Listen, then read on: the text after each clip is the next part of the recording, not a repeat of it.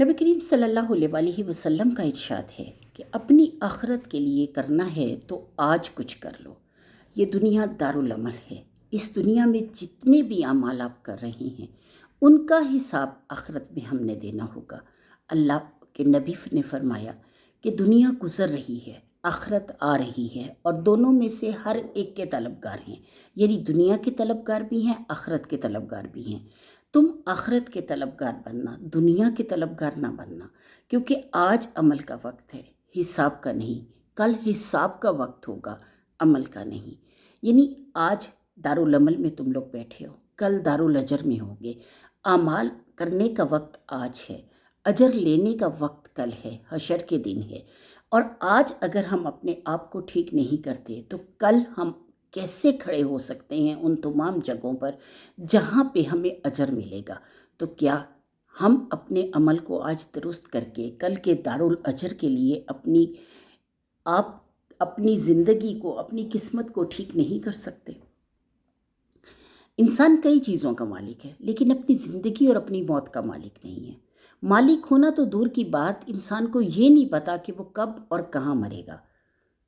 یعنی انسان کی زندگی اور موت کا مالک کوئی اور ہے، یعنی اللہ ہے۔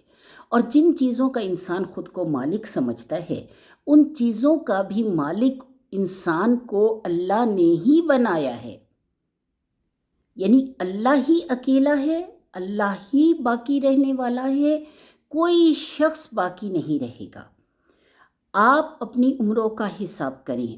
آج سے اگر آپ 1 سال، 2 سال، 3 سال پیچھے دیکھتے ہیں تو 3 سال گزرے ہوں میں اور آج میں کتنا فرق آپ کو ملے گا؟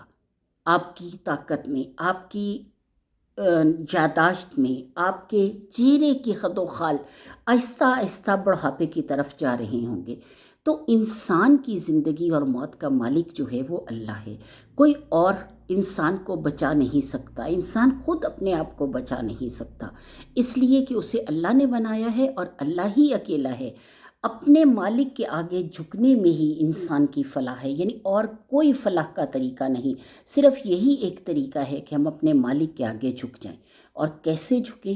کہ وَتُوبُوا إِلَى اللَّهِ جَمِيعًا، کہ سب کے سب اکٹھے ہو کر توبہ کریں، اور توبہ کے لیے یعنی اللہ کی طرف اکٹھے ہو کر توبہ کے لیے بڑھیں۔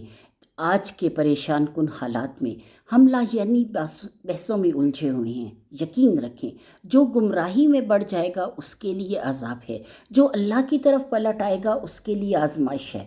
ہمارے دل کا حال چٹانوں جیسا، پتھر جیسا نہ ہو جائے، بلکہ زرخیز زمین جیسا ہو جس پر بارش برسے تو فصل عمل لہلہا اٹھے۔ ایمان کی فصل، عمل کی فصل، یعنی ایسی فصل جو ہمیں سرسبز و شاداب کر دے، جو ہمیں رب کی رحمت دلا دے، جو ہمیں وہ سب کچھ دلا دے جو ہم اپنے رب سے چاہتے ہیں۔ وآخر دعوانا الحمدللہ۔